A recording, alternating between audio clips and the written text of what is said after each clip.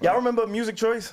Oh Yes. my God. Music Choice was another one of those tools that programmed us. Like True. if my mom every Sunday would go to Music Choice Gospel. And for 14 hours straight, if you touch that motherfucking TV, Better it not. changes. Like, Better not, nigga. but I knew what I was gonna get when I went there, Yeah. right? And Facts. they had the country channels, the rock channels, the hip hop. They even had like the classic R&B in hip hop channels, right? So like that was some form of programming. I Sure. think Absolutely. we just kind of lost that.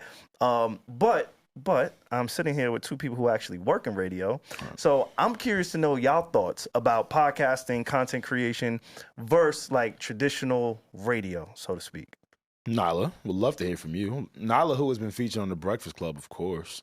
She's worked with Angie Martinez. These are some, Yo. now, these are some big ass the radio shows. The resume is. I mean, it's that. The legends, I mean. I would say, I don't know. I think it's Yeah. interesting. It's something that I often reflect on because it's like living in different worlds right now. Yeah, Like yeah. coming here is a completely different world than being over there. And then, I mean, even, yeah, I guess I'll keep it radio versus podcast. But I think they're both important. I think radio speaks to a different demo and also just a different level of like comfort. Because there's some people who are like, a podcast, why am I turning on a podcast? Some people still don't understand the concept of listening to just audio. But those people do understand, let me just have some background noise while I drive and drop you off to the airport. So I think it's just right. different demos. But wait, what was your question about it? Because Memphis Bleak, he was actually just on the Breakfast Club, and he spoke to it like, yo, I love radio. I'm never going to abandon radio. And I hear that from a lot of artists from that generation. Like, yo, Yes. radio is always going to see me. Yes. No matter what these podcasts are doing, because he did Drink Champs, and he had a really great interview there.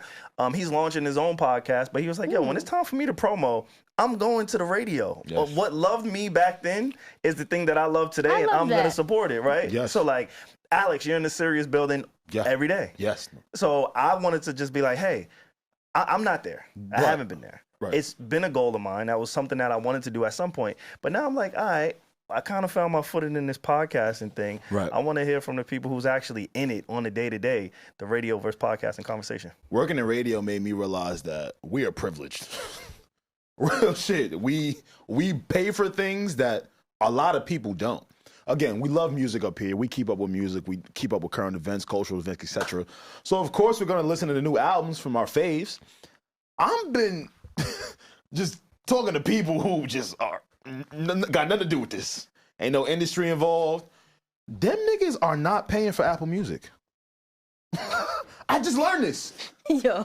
He was using a third-party app. I ain't gonna snitch on him, but he still got one of them. You remember those third-party apps Yeah. we had Like to use? LimeWire? No, the third-party apps we had to use on the iPhones before Yeah. Apple Music and Oh, those came. yes. Like all of them, Spinrilla and all that shit. He got one of them cracked, jailbroken.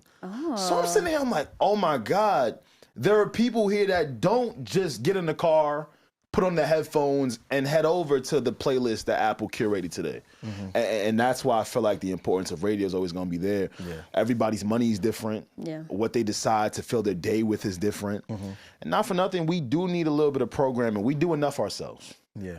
I agree. Also, another thing as far as radio goes, it's like radio does help for a song to last longer than, like the average life Absolutely. of like a TikTok song or something like that. So not only do artists get paid more because of the residuals, they get paid every time the song gets played, Yeah. but also like as a DJ, like I get a plaque if I keep playing the record because I'm helping you go diamond, or I'm helping you Right. go gold, or I'm helping you go platinum. I never So- knew that was like a thing. Oh, yeah. For DJs? Oh, yeah. I didn't know that. Yeah, Absolutely. DJs get plaque. If you help push and break that record, you're a part of it. Really? Yeah. Absolutely. I did not know that. Yeah. Holy I got a few shit. of them things. Oh, I Shout know out to that. you. Shout out to you. That's Big what's nine. up.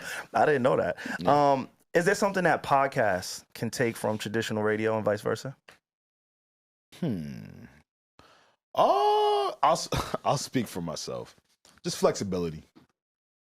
Flexibility, newer ideas. I think sometimes a lot of these companies just continue what they were taught from however many years ago. Right? And podcasting is so brand new that people are constantly trying something else. So. Flexibility for sure. Emphasize on that. Yeah, it's just they're not keeping up with the times. So on a podcast, we could talk about the song that just dropped literally right. Oh, it just dropped. Yo, Right now. you're not Yup. gonna. We're like radio programming. You know, the way that the system works is they want to do research. Does this song work? Do people like it? It's like it's just an old system that doesn't really work for today's time and how fast things move. Yeah. So, yeah, I guess that also falls back on flexibility. And now, me being a friend, because I don't want y'all to have a lopsided answer, switch that up for radio. You get what I'm saying? Like, how can radio, or what are some of the things that podcasts can pull from traditional radio that would kind of assist it to help it? I'll give you one that I can think of. Yeah, go And ahead. then give y'all it go. to me. Look, Okay. we're Shit we want to say? Y'all in the building. Hold on. Shit we want to say? I don't know. Y'all in the building, goddamn. Man, I'm listening. I will say this: as somebody who's been doing podcasts, especially culturally commentary podcasts, I think you and I, Alex, we've been able to really do a phenomenal job because we just have great chemistry and understanding and energy. Yeah. But I think podcasters can, obviously you need a mic. Obviously you need equipment. But I think we need to make it a necessity or emphasize the importance of a producer. Okay. Right? Radio comes with programming. Yeah. And programs have producers. Not and all people the time, but yes. Okay. It would be nice. It would be nice. It would be nice. And I'm talking about maybe the top of the food chain. Yes, Okay. absolutely. It's only the top, though. Only the top. Yeah, only the top big have that. ones. Well, that's because when you're not at that top of the food chain, you are the producer as well, right? Like you're You kinda- are the everything. You're the producer, the engineer, The board op, the talent, nigga. That the shit, reads, wow. the weather. Answer the calls. Hold on. I know she done told the nigga, hey, a chance of sunshine on Tuesday at 2 a.m. or some That is shit. me. I know you did that. I would say something that I would like for podcasts to be able to have, that's something that radio has, but we're just not allowed to, is like the ability to actually play music without being flagged. That's what I was gonna say. Nobody's trying to steal your music. We're just trying to highlight. And I feel like it would do wonders for everybody, podcasters and like artists.